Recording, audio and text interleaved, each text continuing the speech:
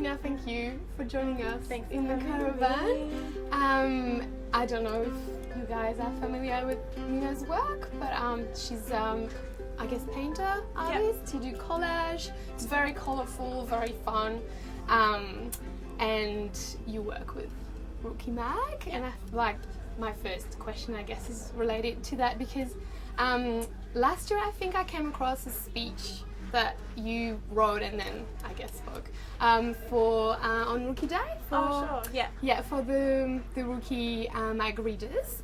And I thought the speech was great. I really liked it, and you were talking about your journey to become an artist and you know, finding your voice, etc. And you said something that really sort of stayed with me at the time, and it was that it requires courage to be an artist. Yeah. And so I would love to hear more about that. Okay. It's funny because I wrote that speech at exactly this time last year when we did the similar event at the Melbourne Writers Festival that I just did today. But I think, courage is like, you know, it's a bit cliche, but I think that you do need to have conviction in what you say and what you want to say, and you really need to be able to back it up and have the courage to put it out there, and then to be able to sit there like alongside your work and be an advocate for it in a way. And I think that's really important because you also can't just put something out there and be like, oh, it's nothing, or it's not, you know, whatever. Or if somebody asks you about it, to not be able to sort of, justify maybe the reasons why you made it or how you were feeling when you made it and things like that. Yeah, so I think...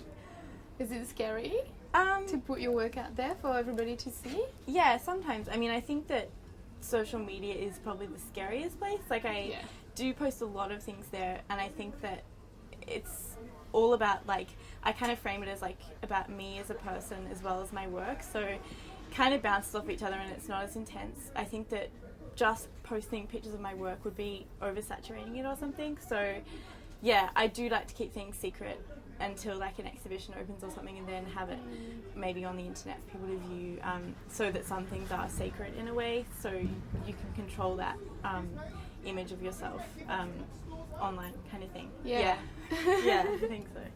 And we were talking about the Amazing Babes event, and I love the idea of amazing babes. What do you think it takes to be an amazing babe?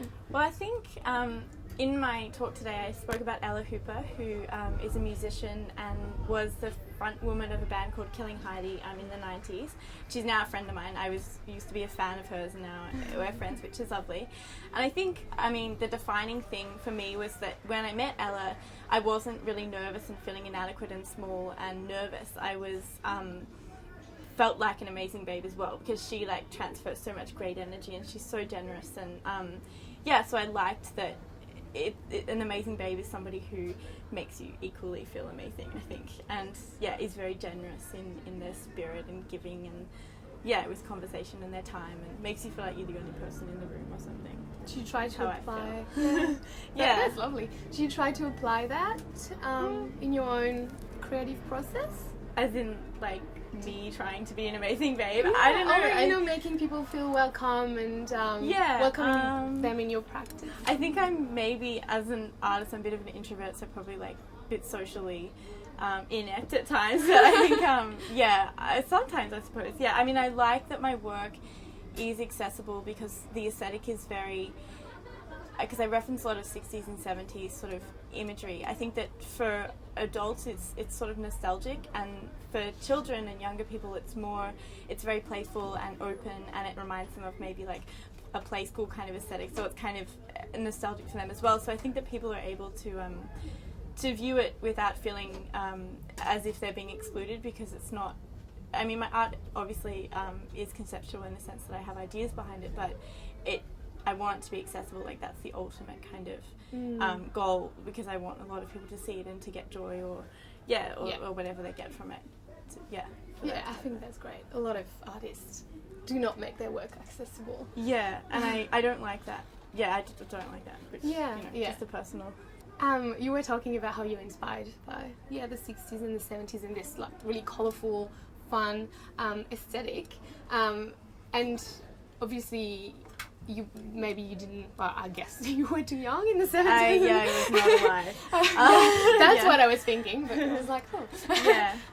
But do you think that maybe our parents had something back then that we don't, or that the people who grew up then? Because there is some sort of a nostalgia and maybe a longing for... Yeah, no, definitely. I think that for me, like, it's a bit of a dissatisfaction with, like, the speed maybe of the present and how things move so quickly, and yeah, like, social media is so fast paced and everything is going so fast that I find it hard to grab onto something. And I think that it's sort of like the mentality of a hoarder or something. It's like wanting to get objects and, you know, keep them because they'll never sort of disappear or something. And I think as well it's about me creating, like, or curating this kind of fantasy existence and world of, like, things that I never even experienced, and that makes them the ultimate because they're not part of this gritty reality that we're in. So it's kind of like all these imaginings that are perfect, but only because they're just imaginings to me. And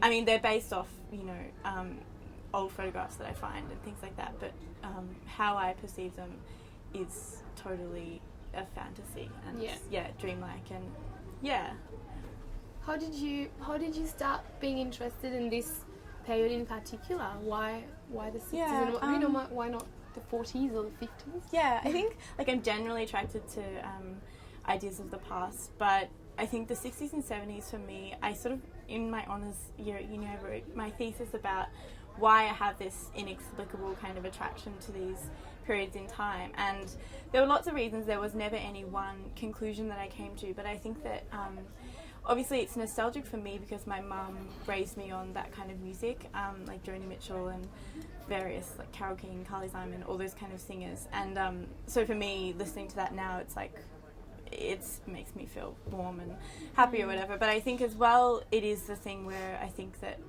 everything's moving so fast and I want something to grab hold of that is safe and seems rose-tinted and perfect.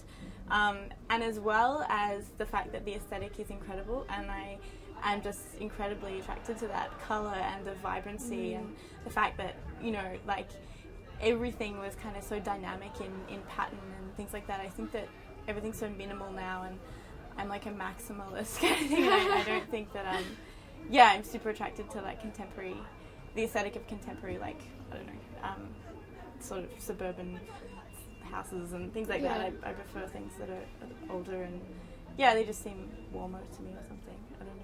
You were mentioning when we went just outside the caravan that you went to America, and when you talk about, you know, all of that, it makes me think about American pop culture, especially in the 60s and the 70s. That's when it was all coming out. Yeah. When did you travel to America? I was there, last time I was there was 2013. My auntie lives in Connecticut, so I have a connection there, so I can kind of travel there a bit. And I also work at Rookie Magazine, which is based in New York. And what I like about the States is that, like, you walk the streets of New York and it's like you're in a film. And I feel like here I really I love Melbourne, obviously, but here it doesn't have that that kind of cinematic feeling, or I just really, really love that. And for me, like, being a pop culture kind of, like, nut with, like, knowing everything about the 60s and 70s and going to the Chelsea Hotel, it's just so romantic, and I get sucked into all that kind of stuff. But sorry, I don't know if I answered your question. I think I'm just rambling, but yeah. No, I was just asking when you went to America. You didn't, so, but was it an influence? Yeah, definitely. I think, I love the architecture in LA and, like, the old hotels, and the fact that they go to lengths to preserve these kind of landmarks, like, oh, that's Marilyn Monroe's, where she sort of first performed, or, like, and they really want to keep that integrity, even if it's not, like, the integrity is that it's, like, gritty and kind of really dodgy, but it's still kind of there, and all the old signage, and it's really romantic. I like it all. But I couldn't live there because then it would be, like, too much of a good thing, or it's something that you have to, like, have that exists that you visit sometimes, I think. But maybe you would start painting about Australia. Probably. I always romanticize anything that I'm not, like, experiencing, basically, I think, which is a bit of a problem. Anyway. And you've been doing a lot of great things lately. You've been working with the NGV, and there was this amazing babe all the events and the art fair this year. Yes. And do you find that your creative practice is it getting harder when you're more solicited and people are asking things from you?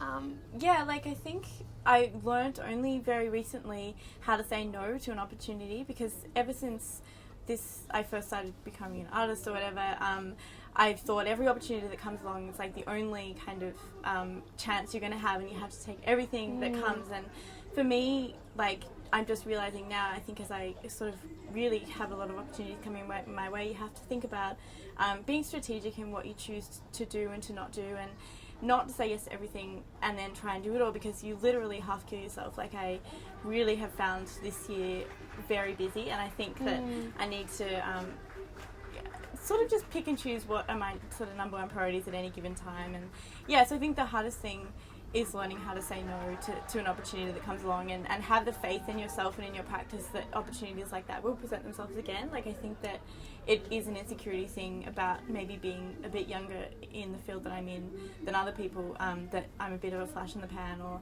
you know, that I won't be given, that this will just be sort of happen for a couple of years and then I'll just descend into nothingness. So I think it's having faith in yourself that won't happen, and trying to, make sure your career has as much longevity and integrity as you can.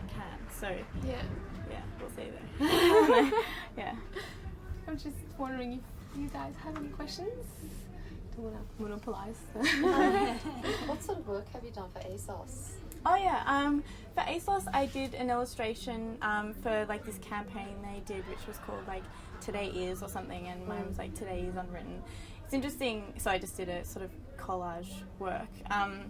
It's interesting, like, I do have to balance this kind of illustration practice with my fine art practice, and I find that it would be very easy for my illustration practice to kind of saturate out the fine art side of it. And I find it hard, because I think that I went to the Victorian College of the Arts, and I think that a lot of people there have difficulties understanding why I would want to have these two kind of sides. But I sort of think that I enjoy these illustration jobs that come along, like ASOS or Urban Outfitters or whatever.